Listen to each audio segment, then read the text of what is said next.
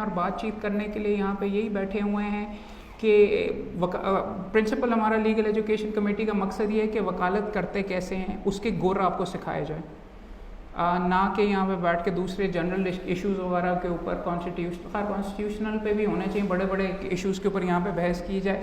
रोज़ी रोटी का जो मामला है वो यहाँ पे सॉर्ट आउट किया जाए कि एक अच्छा वकील बनना कैसे। और मेरे नज़दीक, और मैं इतना खुल के आपके सामने कहूँगा कि आज वाले लेक्चर की इम्पोर्टेंस ये है कि अगर ये चीज़ आप नहीं करते तो आप अपने आप को वकील ना तस्वर करें। आप अच्छे वकील बन ही नहीं सकते जब तक किताबें और पीएलजे और ख़ास तौर पे बतौर यंगस्टर जब तक आप इन चीज़ों के ऊपर काम करना नहीं शुरू करेंगे।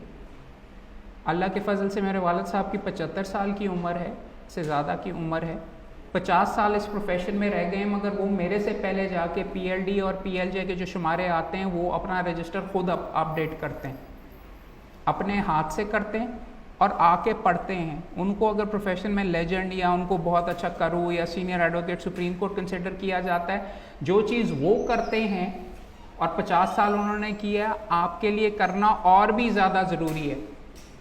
वो तो 50 साल का उनके पास एक्सपीरियंस है, आप अगर ये चीज़ वगैरह नहीं करेंगे तो माजरत के साथ, और मैं अपने एसोसिएट्स को कह के थक जाता हूँ कि भाई रजिस्टर बनाया है किया है वगैरह, वो कहते हैं हाँ जी करेंगे वगैरह, और उसके बाद फिर जाके भूल जाते हैं। बात तो सीधी ये है, अगर इस प्रोफेशन को आपने प्रोफेशन के तौर के ऊपर ट्रीट करना है, इस मामले को आगे लेके जाना है, आपके पास रजिस्टर नहीं है तो आप वकील नहीं है, आपके पास अपडेटेड रजिस्टर है तो वकील नहीं। और प्लीज़ ये भी क्लियरली सुन लीजिए, जिसका रजिस्टर अपडेटेड है, जिसको नए मुकदमों के बारे में पता है, सुप्रीम कोर्ट की जजमेंट के बारे में पता है, उसकी कमाई भी ज़्यादा है, उसकी कानून के ऊपर भी नज़र ज़्यादा है और वो कर भी सकता है। यंगस्टर सारे के सारे यहाँ पे आके ये कहते हैं कि जी भाई मोहम्मद भाई हमें यहाँ पे कोई सिखाता नहीं है, कोई हमें यहाँ पे बैठ के पढ़ाता नहीं है, किसी के पास टाइम नहीं है। और कायदे आज़म के टाइम के अंदर भी, कायदे आज़म जो अपने उनके बॉम्बे के अंदर जब आए थे, उन्होंने जो काम करना किया था वो उस बंदे को पैसे देते थे और उसका चेम्बर और उसकी किताबें इस्तेमाल करते थे। यहाँ पर अनफॉर्चुनेटली रीत ये बन गई हुई है कि रिसर्च करनी है तो पाकिस्तान लॉ साइट के ऊपर से डाल के देख लेंगे मामलात क्या चल रहे हैं और कानून क्या है, वो तो हाथ से कोई टच करता ही नहीं है पीएलडीज वगैरह को।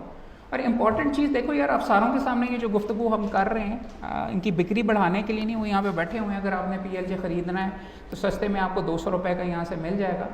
लेकिन इम्पॉर्टेंट चीज़ आपको सारों को यहाँ पे ये समझाना चाह रहा हूँ कि आपको किस तरीके से पता चलेगा कि भाई फ़लाँ सवाल का क्या जवाब है। आपको किस तरीके से पता चलेगा कि इस तरह की मेरे पास पटिशन आई तो मैं उसके ऊपर क्या करूँगा।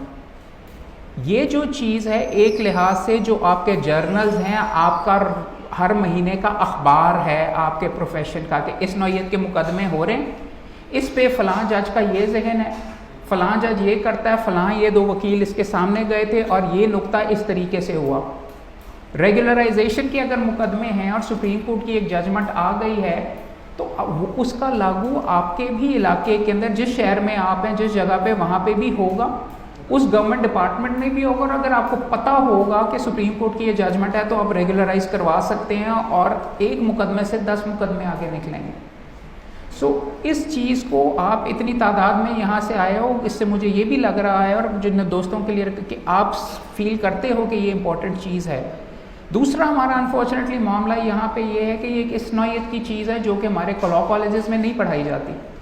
हमारे लॉ कॉलेजेस या हमारा LLB का सिस्टम इतना, मैं आप पैदल ही कहूँगा इस तरीके से कि जो चीज़ आपको करनी चाहिए कमाई के लिए वो आपको सिखाते ही नहीं, बल्कि टू द पॉइंट प्लेंट बनानी आपको नहीं सिखाएंगे, लेकिन गिट्ठों के लिहाज से मज़ामीन लिखने और पर्चे वगैरह पास करने आपको सिखा देंगे। आउटडेटेड किताबें ज़रूर पढ़ा देंगे, महाजन पढ़ा देंगे, इंटरनेशनल लॉ भी पढ़ा देंगे, लेकिन लॉ ये कहाँ पे है, सिविल कोड कहाँ पे है, कौन से कागजात जमा करवाने, वो नहीं करवाते। सबसे इम्पॉर्टेंट कड़ी, और आप तमाम दोस्तों के सामने मैं ये गुफ्तगू कर रहा हूँ कि आपने आज के बाद PLDs PLJs को इस्तेमाल करना है एक अफसानों की किताब के तौर के ऊपर। हर मुकदमा एक कहानी है जो कि यहाँ पे रिपोर्ट हो रहा है। आपको इसी तरीके से हर judgement is a story. 2 characters हैं, उनके आपस में भाई बहन का आपस में लड़ाई है, दादे ने कोई प्रॉपर्टी छोड़ी थी, उसके ऊपर उन्होंने कब्जा करना है। एक वकील एक तरफ से होता है, दूसरा वकील दूसरी तरफ से होता है। आपके जहन में आप जजमेंट्स को इस अंदाज में पढ़ें।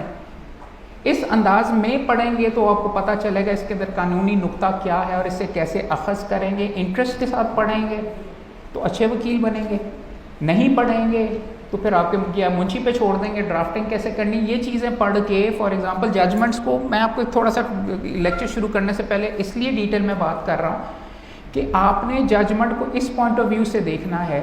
एक पार्टी जीतती है, एक हारती है, आपके पास दोनों साइड से क्लाइंट आ सकते हैं। जीतने वाली पार्टी की तरफ से तो आपके लिए थोड़ी सी सहूलत है, उसने जो आर्ग्यू किया वो वही पकड़ के अलॉन्ग दोज लाइंस ग्राउंड्स वगैरह आपको वहाँ से मिल जाती हैं, वही बना के आपने साथ लगा देनी है और उसकी बेसिस के ऊपर और जजमेंट का जिक्र करके आप जज साहब के सामने जाके आप रिलीफ हासिल कर सकते हैं सुप्रीम कोर्ट की। अगर आप दूसरी साइड से पेश हो रहे हैं जो कि हार गई है, जज को भी शायद इस जजमेंट का पता हो, तो फिर आप मुकदमा थोड़ा सा बदल के बनाएंगे। जो चीज़ ऑलरेडी रिजेक्ट हो चुकी हुई है, शम्स महमूद मिर्ज़ा साहब ने फ़लाँ चीज़ ये करके डिस्प्यूटेड क्वेश्चन ऑफ फैक्ट के ऊपर रिट खारिज की हुई है, फिर आप अब अगली दफ़ा उसको कवर अप करने की कोशिश करेंगे इस जजमेंट में। जजमेंट को जहन में डाल के जब आप उसके पास खेलोगे तो आपके बेहतर से बेहतर मुकदमे बनते हैं। और कई दफ़ा इस तरीके से फॉर एग्जांपल मेरे पास मुकदमे आते हैं बेशुमार जजमेंट्स के अंदर अपील या रिविजन के लेवल के ऊपर। आधी मुशक्क़त तो नीचे वाले बंदे ने ऑलरेडी मेरी की होती है, बावजूद इसके कि वो हारा होता है। जजमेंट्स भी अपील वाले ने लिखी होती हैं, ग्राउंड्स भी निकाल के रखी होती हैं। तो ये सारी की सारी चीज़ें आपको इन जजमेंट्स में मिलेंगी। और जितना ज़्यादा अपनी फील्ड के अंदर आप पढ़ोगे आपका जहन और ज़्यादा खुलता रहेगा। बिकॉज मैं आपको ये बता रहा हूँ, यहाँ पे कोई आपको सिखाने के लिए नहीं बैठा हुआ। किताबें आपके सर के ऊपर आप जिन जिन चेम्बर्स में पर बैठे हुए हो वहाँ पे पड़ी हुई हैं, उनको खोलोगे तो उसके अंदर से तुम्हें मामलात मिलेंगे। और मैं आपको हल्फन कह रहा हूँ, मैं यहाँ पे बैठ के अब भी जो शुमारा करता हूँ तो मेरे जो फंसे हुए मुकदमे होते हैं तो मेरे जहन में क्लिक करता है शुमारा पट्टी, यार ये उधर इस्तेमाल हो जाएगा, या इधर से इधर का धागा मिल गया कि इधर चला जाऊँगा, इस नुक्ते पे मैं ऑपोजिट पार्टी का ये करके उड़वा सकता हूँ। ये चीज़ें आपको किसी ने प्रोफेशन में बैठ के बतानी नहीं है, सिर्फ इस किताब ने बतानी है। अब शर्त ये है कि आप इसके अंदर उस तरीके की चीज़ें और उस नौयत की चीज़ें देखिए। इसमें अच्छी चीज़ है, इसमें इंडेक्स भी बना होता है, इसमें लिखा होता है फौजदारी के मुकदमे अलहदा होते हैं, आर्बिट्रेशन एक्ट के अलहदा रिपोर्ट हुए होते हैं। और इस तरीके से आपने जो अपनी फील्ड चुननी होती है, इसको जब आप इंजर पिंजर अलहदा करेंगे इसको खोल के, तो आपको समझ आनी शुरू हो जाएगी। तो ये चीज़ें दोस्तों के सामने मैं बताना चाह रहा था कि सबसे पहले अगर आप देख लीजिए एक चीज़, जजमेंट्स और ऑर्डर्स क्या होते हैं, कोई दोस्त बता सकता है? कोर्ट के जो फैसले वगैरह होते हैं, जो बाइंडिंग होते हैं, जिसके अंदर ये भी है फलां कानून का प्रिंसिपल है जिसकी बेसिस के ऊपर मैं ये, जज साहब कहते हैं कि मैं ये डिसाइड करता हूँ। जज साहब फैसले में लिखते हैं कि फ़लाँ ने ये आर्ग्यू किया, फ़लाँ ने ये आर्ग्यू किया, और इस एविडेंस और इन चीज़ों की बेसिस के ऊपर मैं ये कर रहा हूँ।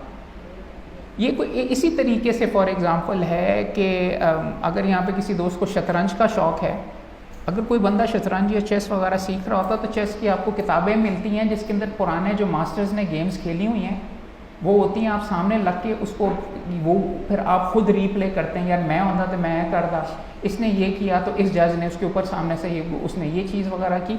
This is exactly like that. You should look at these judgements मेरे हेड नोट के लिए नहीं, हेड नोट्स भी इंपॉर्टेंट है, मगर इसके अंदर स्ट्रैटेजी क्या है, किस तरीके से बहस की गई, किस वकील ने क्या बहस की, ये चीज़ें सारी आप देख के पढ़ेंगे तो आपका इंटरेस्ट डेवलप होगा। अदरवाइज़ गप्पे लगाने के लिए और दोस्तों के साथ बैठ के चेंबर के अंदर तो बेशुमार चीज़ें की जा सकती। बहस करनी है तो इस पर करो भाई, बैठ के आपस में दोस्तों के साथ जो बैठे हुए हो काम के बारे में करो, उसकी रोज़ी, यहाँ तू यार कौन कौन सा मुकदमा कर रहा है, मैं मेरे मुकदमे में ये है, इसके ऊपर तो यार सामने वाले ने अच्छा ये नुक्ता किया तो उसका तोड़ के लिए ये जजमेंट मौजूद है। ये खलाई मखलूक नहीं होती जो वकील वगैरह आके कई बड़ा शो मारते हैं कि जी मैं फ़लाँ जजमेंट याद है, फ़लाँ जजमेंट है याद है, ये नहीं, उन्होंने इस पे काम किया होता है। और यही तरीका है कि आपके पास तो ज़िंदगी में फॉर एग्ज़ाम्पल एक टाइम में एक मुकदमा होगा या 2 मुकदमे होंगे या 3 मुकदमे होंगे आपके चेंबर के अंदर। आपके इसके अंदर तो 150 लिखे हुए हैं भाई, देखोगे खोलोगे नज़र डालोगे तो फिर आपकी यहाँ पे बेहतरी होगी इसके अंदर। सर अब आगे देख लीजिए, फॉर एग्जांपल अगर आपने ज़िंदगी में नहीं देखा तो जजमेंट्स देखने में इस तरीके की होती हैं। आई इमेजिन आपकी नज़र से गुजरे होंगे। हाई कोर्ट की ये फॉर एग्जांपल सामने जजमेंट है, वकील साहब कौन से पेश हुए, कौन सी तारीख के ऊपर हेयरिंग हुई, ये आप सामने देख रहे होंगे, ये एरो है, ये डेट ऊपर लिखी हुई है कि इसका नंबर, हाई कोर्ट लाहौर के अंदर ये मुकदमा चल रहा था और तारीख़ इसके अंदर 3/3/2000 ये है। बैरिस्टर मोहम्मद अहमद कईम साहब यहाँ पे पेश हुए, सामने से कादिर बख्श साहब एडवोकेट हुए, रसाल हसन सैयद साहब के सामने ये मुकदमा हुआ और इस तरीके से ये जो मेरी बहस हुई, जो नुक्तेजात हैं वो सारे ये लिखे गए और इस तरीके से आगे लिखा जाता है। खैर ये तो एक शॉर्ट ऑर्डर था, डिटेल जजमेंट नहीं है। डीबी के सामने शाहिद करीम साहब और रसाल साहब की जजमेंट के सामने ये हुआ जहाँ पे अपील अलाउ हुई। मैंने क्या आर्ग्यू किया, इस तरीके से पढ़ना है। पहली चीज़ तो अगर आप दोस्तों ने ये नहीं देखा हुआ तो एक ऑर्डर देखने में इस तरीके से होता है। अब सारे ऑर्डर्स तो आपकी नज़र से नहीं होती, आपके लिए ज़्यादा इम्पॉर्टेंट हैं कि आप देखें ये जो जर्नल्स मौजूद हैं, ये वाली जो किताबें हैं, इनको कैसे पढ़ा जाता है। और आज का लेक्चर बेसिकली इसी के बारे में है कि इनका इंजर पिंजर अलहदा कैसे किया जाता है। इनको देख लें अगर आपके पास हैं। अगर आपके पास किताबें नहीं हैं तो वहाँ पे 200 रुपये के साथ आपको ये PLJ के और इश्यूज़ जुलाई के भी आपको मिल सकता है। लाइब्रेरी बनाइए। ये अगर आप सामने देखिए, SCMR कोई दोस्त बता सकता है क्या चीज़ होती है? मंथली रिव्यू, यानी कि हर महीने इसका एक शुमारा आता है और इसमें सिर्फ सुप्रीम कोर्ट की जजमेंट्स हैं। इसमें फौजदारी की भी मिलेगी और आपको सिविल की भी जजमेंट्स मिलेगी। और मेरे नज़दीक शायद SCMR सबसे, PLD भी बहुत इंपॉर्टेंट है लेकिन SCMR शायद सबसे ज़्यादा इम्पॉर्टेंट है। और हमारा जो PLJ का सुप्रीम कोर्ट का हिस्सा है वो सबसे इम्पॉर्टेंट है। क्यों? कोई दोस्त बता सकता है? आप तो सिविल कोर्ट में काम कर रहे हैं, हाँ, उसमें जो चीज़ लिख के आ रही है, ये जो चीज़ डिसाइड हो रही है वो पूरे कोर्ट्स के ऊपर लागू होगी। हाँ, सिंध की भी जजमेंट्स यूज़फुल हो सकती हैं और जजेस को कन्विंस भी कर सकते हैं, लेकिन उसका स्ट्रिक्टली स्पीकिंग यहाँ पे पाबंद नहीं है। यहाँ वाले कोर्ट्स के ऊपर वो लागू नहीं होगा। अगर आप कॉन्स्टिट्यूशन को गौर से पढ़ें तो उसके अंदर आपके प्रोविंसेस के कोर्ट्स के जो सबऑर्डिनेट कोर्ट्स हैं वो उन कोर्ट्स की हैं। कन्विंसिंग पावर तो होती है दूसरे प्रोविंसेस की जजमेंट के ऊपर, लेकिन इंपॉर्टेंट चीज़ टू नोट इस मामले के अंदर ये है कि सुप्रीम कोर्ट को पहले पढ़ें। अब बंदे के पास लिमिटेड वक्त होता है, फैमिली को भी टाइम देना है, तो शायद आपके लिए ज़रूरी हो कि सुप्रीम कोर्ट के लेवल के ऊपर आप पहले देख लें। सिविल में अगर आपका बहुत ज़्यादा काम है तो उसके लिए मैं आपको सजेस्ट करूँगा, ये मैंने आपके सामने लिख के रख दिए हैं जी। PLD भी हैं, CLC भी है, NLR भी है, CRLJ भी है, PCRLJ भी है, YLR, PSC, AIR, CLD, सारे के सारे ये हैं। इनके ब्रीफ बना के स्लाइड में हमने लिख भी दिए। सिविल में अगर काम करते हैं तो CLC और YLR पढ़ें, MLD मंथली लॉ डाइजेस्ट पढ़ें, उनके अंदर ये ज़्यादा आपको नज़र आते हैं। सुप्रीम कोर्ट के लेवल के अंदर जजमेंट्स में थोड़ा सा मसला ये होता है कि वो बड़े लेवल की चीज़ें हो रही होती हैं वहाँ पे अमूमन, और हाँ बाइंडिंग तो होंगी सारी, मगर रोज़मर्रा की जो नोक झोंक वगैरह होती है और जिस नौयत की हम करते हैं वो शायद आपको CLC में मिले। आप जाके दोस्त, मैं आप तमाम दोस्तों को सजेस्ट ये करूँगा, लाइब्रेरी अगर आपके पास अपनी नहीं है या बॉस की है, किसी के साथ कर रहे हैं, या लाहौर हाई कोर्ट बार की, इनको फरोल के देखो यार इसके अंदर होता क्या है। क्योंकि यही जब तक चीज़ें आप देखोगे, SCMR में क्या मिलेगा, CLD में क्या मिलता है, कोई दोस्त बता सकता है? कॉर्पोरेट वकील बैठा हुआ उस्मान रजा जमील साहब, हम पूछते रहेंगे आपसे, CLD में क्या पाया जाता है? कंपनी, इंटेलेक्चुअल प्रॉपर्टी, और उससे ज़्यादा इंपॉर्टेंट बैंकिंग के सारे केसेस, कॉर्पोरेट लॉ डाइजेस्ट। लड़के मेरे पास आ जाते हैं, मोहम्मद भाई हमने कॉर्पोरेट काम सीखना है या हम ये काम करना चाहते हैं, मुझसे पूछने CLD क्या है, उसको पता ही नहीं होता। 2 साल या 3 साल करने के बाद अगर आप इस साइड पे आ रहे हैं और आपने ज़िंदगी में इस किताब को नहीं लगाया और आप मेरे पास आएंगे जी मैं आपके कॉर्पोरेट चैम्बर ज्वाइन करना, तो मैं तो आपको दरवाज़े से नहीं अंदर घुसने दूंगा। इंटेलेक्चुअली वैसे तो आने दूंगा, चाय भी पिलाऊंगा और फिर अच्छे तरीके से माजरत भी कर लूँगा। लेकिन बात इसमें ये है भाई, मैं तो नहीं ज़बरदस्ती आपके अंदर टीका लगाना नहीं है सारे का सारा करके कि भाई सीख लो ये होता है वो। आपको मैं ज़्यादा से ज़्यादा जिस मुकदमे पे आप मेरे साथ काम कर रहे हो वो आप सीख सकते हो, मगर 75 अगर आपने देखने, बार बार मैं एक ही चीज़ के ऊपर आऊँगा, ये किताबें आपके इस्तेमाल करने के लिए, नहीं करोगे तो नहीं ना करो।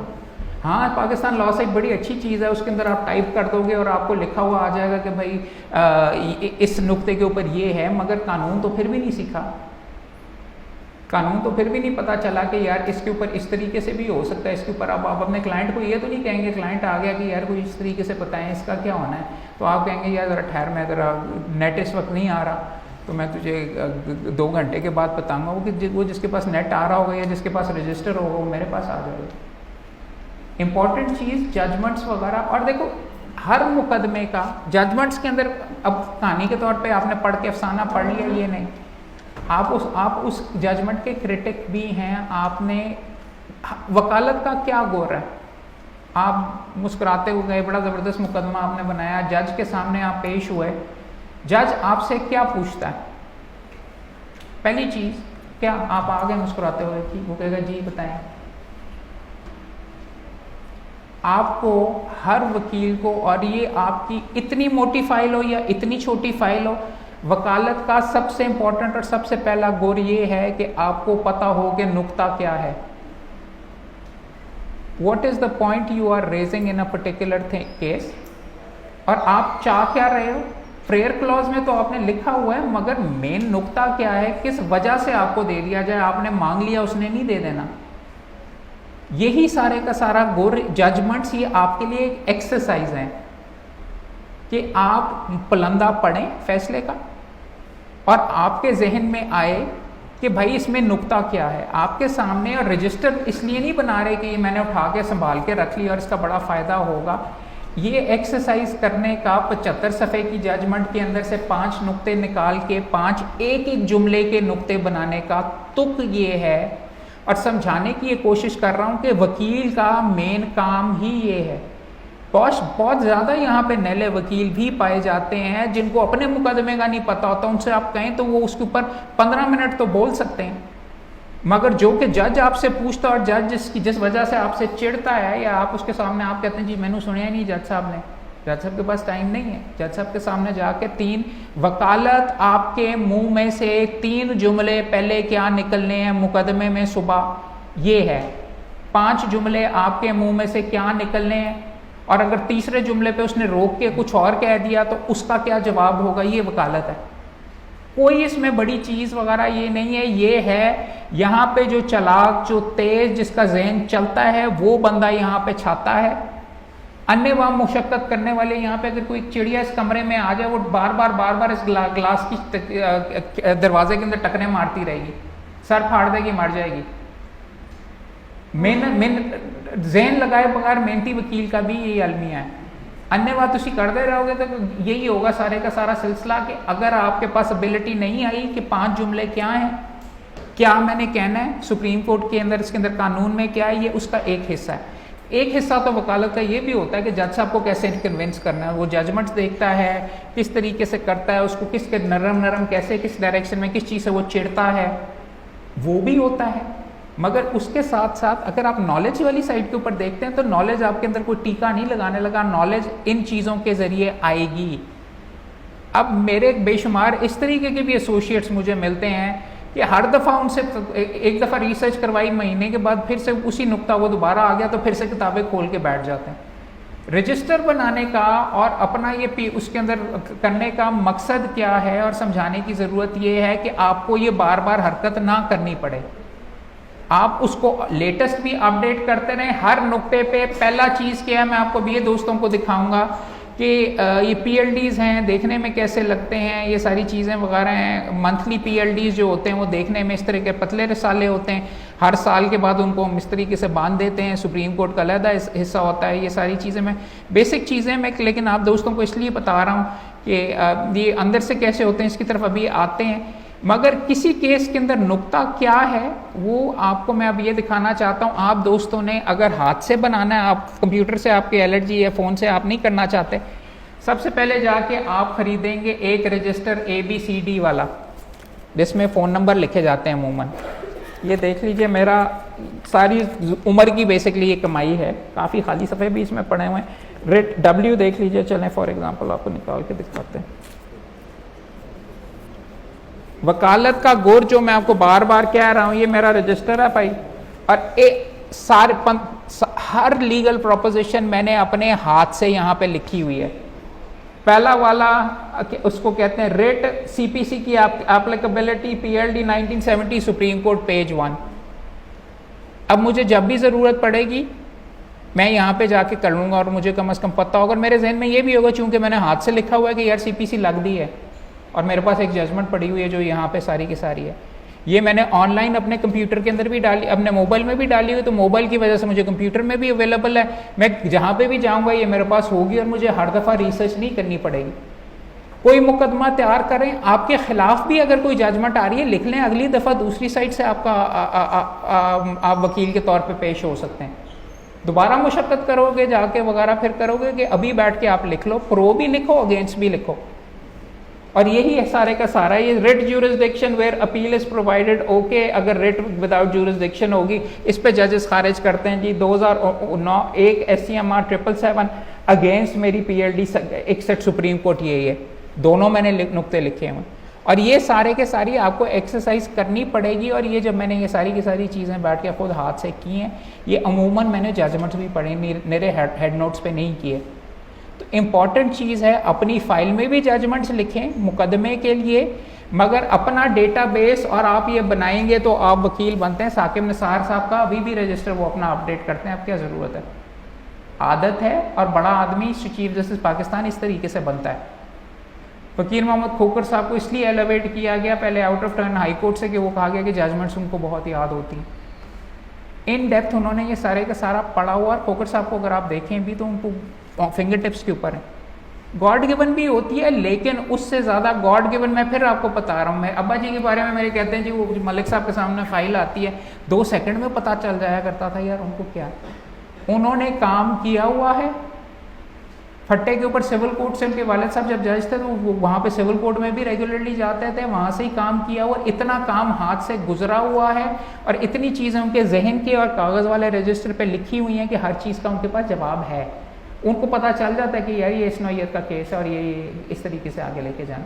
सो फिर मैं दोस्तों को ये बता रहा हूँ कि अगर बुजुर्ग मेहनत कर सकते हैं तो आप तो जवान हो भाई, आपको ज़रूरत है, उनको शायद इतनी ज़रूरत नहीं है। रोज़ी रोटी इन चीज़ों के साथ आती है, रोज़ी रोटी नॉलेज वगैरह इन चीज़ों के साथ आप गेन करोगे। आपका उस्ताद बैठ के आपको नहीं पढ़ाने लगा, मेरे पास नहीं टाइम मैं आपको बैठ के, अभी यहाँ पे तो मैं कर रहा हूँ सारे का सारा और इस रिकॉर्ड कर रहा हूँ ताकि सारों को समझ आए, नहीं करेगा। और जब तक आप ये नहीं करेंगे, आपने जजमेंट पढ़ी जाके आप कहेंगे यार अपने किसी दोस्त है यार मैनू सही नहीं लगती, ये वाली इस तरह है, ये डिस्कस करो, बहस करो, जहन में बनाओ कि इसके अगेंस्ट मैंने अपील करनी होती तो मैं क्या करता, इसमें ये नुक्ता सही है, इसमें ये है। अफसाना अगर आप पढ़ रहे हैं उसको अफसाने के तौर पर, इस जजमेंट में आपने क्या पढ़ना है, प्लेंटिफ के उसने ये कहा, उसने डिफेंडेंट के वकील ने ये कहा एप्लेंट के, नाउ देयरफॉर ये करके उधर रुक जाओ, खुद जज बन जाओ, खुद सोचो। आपने डेवलप करना है अपने अंदर इंस्टिंक्ट कानून के लिए, आपने सॉर्ट आउट करना है कि ये मैं क्या फैसला करता, और फिर चेक करो कि हाँ भाई जज ने क्या फैसला किया, और फिर चेक करो अगर जज ने वो फैसला किया कि जी जो चीज़ आपके जहन के अंदर थी तो आप जज बनने के काबिल हैं, और अगर आपने वो किसको कहते हैं अगर कुछ और किया तो अपने आप से पूछो अच्छा यार ये वाला नुक्ता इस तरह क्यों था, मैं क्यों गलत था। ये चीज़ें, ये एक्सरसाइजेज रोज़ अगर आप नहीं करेंगे तो आप नहीं अच्छे वकील बनेंगे। मैं अगर खड़ा हूँ सुबह सुबह शम्स महमूद मिर्ज़ा साहब के पास और वो मुझे कहते हैं मलिक साहब वो आपने सुप्रीम कोर्ट की फ़लाँ जजमेंट पढ़ी है और उसके मुताबिक तो आपकी पटिशन बनती नहीं है, मेरे पास 10 सेकंड है, मैं अपनी पटिशन बचाऊँ, ये जजमेंट है, ये नुक्ता है, ये यूँ है, ये वो है, मैं टाइम भी उससे ले सकता हूँ, बेइज्जती होगी क्लाइंट के सामने, कहना भी नहीं पता था, पहले जुमले के अंदर ही बोल्ड हो गया। मगर अगर पढ़ा हुआ है और उसकी जजमेंट्स अगर पढ़ी हुई हैं तो then you have the ability. पैसे नहीं है तो सुप्रीम कोर्ट की वेबसाइट के ऊपर और हाई कोर्ट की वेबसाइट के ऊपर वो अपनी मेन जजमेंट्स जो इंपॉर्टेंट जजमेंट्स हैं अपलोड करते हैं। लाहौर में अगर उस नौयत की हो रही हैं वो जजमेंट्स पढ़ने का ये फ़ायदा है कि उसी नौयत के क्लाइंट्स इस मार्केट में फिर रहे होते हैं, वहाँ से आप हासिल कर सकते हैं। सो स्टफ लाइक दैट। मैं आपको ये था तो ये कि हाउ टू रीड जजमेंट्स, लेकिन मैं आपको यही समझा रहा हूँ पहले तो वाई टू रीड जजमेंट्स, और साथ अब आप उसको पढ़ भी रहे हो तो आप इंजर पिंजर अलहदा करके क्यों पढ़ो। एक वजह और ये भी है, मैं आपको फिर कह रहा हूँ, बेशुमार दोस्त मेरे हेड नोट्स पढ़ लेते हैं। हेड नोट्स क्या चीज़ होती है भाई, कोई दोस्त बता सकता है? शुरू में कानूनी जहाँ पे जजमेंट शुरू होती है उसके बारे में मंसूर अली शाह साहब ने, सुप्रीम कोर्ट ने भी क्या होल्ड किया, उसकी कोई हेड नोट की बुकत नहीं होती। जो वेले वकील होते हैं वही हेड नोट के ऊपर निरा सुन के उसके बाद आराम से बैठ जाते हैं। वो कहते हैं इसकी कोई बुकत ही नहीं, हमने तो नहीं ऑर्डर में लिखा था। पीएलडी के अंदर बैठ के अगर कोई बंदा जाके या यहाँ पे नीचे बेसमेंट में बैठा हुआ कोई बंदा, कोई क्लर्क हमारा बैठ के जजमेंट्स को से अखज़ करके नुक्ते कर लेता है, तो वो वकील ना कोर्ट उससे पाबंद है ना कोई और है। लेकिन हाँ यूज़फुल हैं, क्योंकि आपको कम से कम उससे ये पता चल जाता है मेरे काम की इसमें कोई चीज़ है कि नहीं इस जजमेंट में। अगर है तो फिर तय में जाएँ और फिर उसके अंदर जाके देखें कि हाँ जी मैं इस नौइयत का काम करता हूँ। फ़ौजदारी की मैं अमूमन नहीं पढ़ता, या फ़ौजदारी की मैंने हेड नोट से गुजारा कर देता, मैं काम नहीं करता फ़ौजदारी की साइड के ऊपर। सिविल के अंदर दबा के करता हूँ, उसमें मैं तह में जाता हूँ। अच्छा उसने ये कह दिया। अब देखिए इधर आ जाए, मैं आपको ये दिखाता हूँ ये क्या क्या चीज़ें हैं। जजमेंट्स और ऑर्डर SCMR के अंदर आपको दिखा रहा था कि कैसे पढ़ी जाती है। अब बेशुमार दोस्त लिखते हैं 2021 PLD 54 लाहौर। नहीं, हर किताब को साइट करने का एक स्पेशल तरीका है और उसके अंदर वो जजमेंट के अंदर ही ऊपर लिखा होता है सबसे पर 2013 SCMR पेज 1। SCMR यूँ लिखा जाता है, PLD दूसरे तरीके से PLD लिखा जाता है, PLD 1999 लाहौर 584 वगैरह वगैरह। वो मैं आपको ये बताना चाह रहा हूँ, ये एरो इसलिए इस तस्वीर पे बनाया हुआ कि इसको साइटेशन कहते हैं, यहाँ पे लिखा होता है। दूसरा कौन से कोर्ट के अंदर हुआ है, सुप्रीम कोर्ट ऑफ पाकिस्तान, ये उसके नीचे लिखा होता है अमूमन हेड नोट्स में। PLJ के अंदर भी एग्जैक्टली यही होगा, मैं ये आपको इसके अंदर से दिखा रहा हूँ। और उसके आगे फिर जज साहिबान के नाम लिखे जाते हैं। ये आपके सामने हैं ये तस्वीरें। इफ्तिखार मोहम्मद चौधरी साहब, किसको कहते हैं, चीफ जस्टिस जवाद ख्वाजा साहब, खिलजी आरिफ हुसैन साहब। नाम पढ़ने की क्या ज़रूरत है, या ये वैसे देखने से इसका क्या फ़ायदा, ये मैं क्यों देख रहा हूँ? कोई दोस्त बता सकता है क्यों, क्या उसकी क्या सिग्निफिकेंस है? एक वो भी हो जाएगा, लेकिन हमने काम पे इफ्तिखार चौधरी साहब तो रिटायर हो गए हैं, उनकी क्या पढ़ने की फिर ज़रूरत, क्यों? कईयों को पसंद भी होते हैं कि यार ये अच्छी लिखता है, मज़े की लिखता है, ये वो वगैरह। लेकिन भैया देखो, इसको इस पढ़ने की एक दो वजूहत ये होती हैं। इसमें इंपॉर्टेंट होता है 3 थे कि 2 थे, सुप्रीम कोर्ट में 5 थे कि 3 थे। क्यों?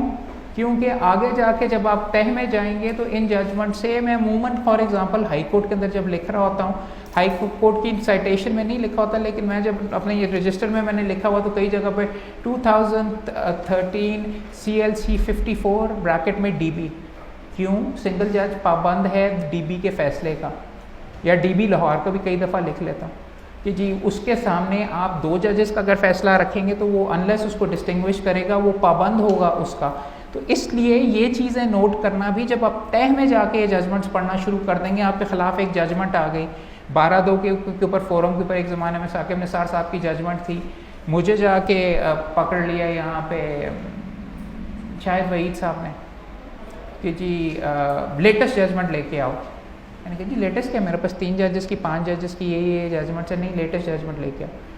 मैं घर के दफ्तर गया वापस, तो अब्बा जी को मैंने ये कहा कि यार ये क्या बीच में तरीका, लेटेस्ट जजमेंट का क्या, मेरे पास ये जजमेंट थी। उन्होंने कहा नहीं शायद वहीद साहब, जैसे शायद वहीद काबिल आदमी है, वो चेक कर, कोई ना कोई इस तरह जजमेंट होगी। और जब देखी तो साकिब निसार साहब की एक जजमेंट निकल आई जो लेटेस्ट थी और मेरे ख़िलाफ़ थी कि गलत फोरम के बारे में। फिर जब मैं थोड़ी सी तय में गया तो वो 2 जजेस की जजमेंट थी और मेरे पास इफ्तिखार चौधरी साहब की एक जजमेंट 12-2 के ऊपर 3 की मिल गई।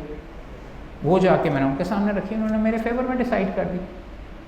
तो देखें, जहाँ पे आपके आड़े आते हैं या कोई जजमेंट्स आपके सामने आती हैं, ये वाली डेटा भी फिर आपको इनके अंदर थोड़ा सा आपको तय में जाना पड़ता है। या फिर आप ये कहेंगे नहीं जी मेरे केस के ऊपर ये लागू नहीं होता, उसके ऊपर भी लॉ ऑफ प्रेसिडेंट्स के नाम से एक लेक्चर है, ये जो शुरू में मैंने आपको लिंक दिया था, उस पर मैंने किया वो कि क्या गो रहा है कि आपके ख़िलाफ़ कोई जजमेंट आ रही है तो उससे बाहर कैसे निकलना है, क्या क्या तरीके हो सकते हैं, फैक्ट्स पे कैसे डिस्टिंग्विश करना है, लॉ को कैसे लिमिट करना है।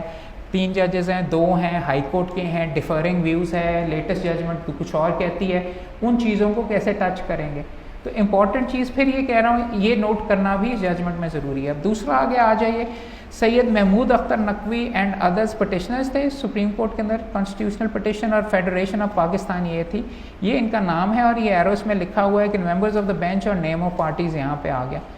अब कई दफ़ा होता है कि आपने देखनी है कि यार ये जजमेंट है, ये इसके ऊपर अब ये हमारी आइडेंटिकल केस थे नहीं कि इसकी फ़ाइल निकलवानी है, तो उसके लिए यूज़फुल चीज़ ये है कि अगर आपने रिकॉर्ड लगाना और मेरी जजमेंट के ऊपर गुजारा नहीं करना, तो यहाँ पे उसके केसेस के नंबर्स भी लिखे होते हैं, वो इस चीज़ के लिए इस्तेमाल हो सकते हैं कि मुंशी को जाके कहो यार CP नंबर 23/2012 और ये इसकी कॉपी फाइल निकलवा के ले आओ। अगर आपने और भी ज़्यादा तय में जाना डिफ़र वगैरह करने के लिए, तो this is tough, this is useless information नहीं है, इसको इस्तेमाल करके आप खेल सकते हैं और मुकदमे अपने जीत सकते हैं। तो अभी मैं इंट्रो के ऊपर ही आपको ये सारी चीज़ें इसलिए दिखा रहा हूँ कि आप इनको कैसे करेंगे। और इस केस को कंसिडर किया जाता है, this is known as the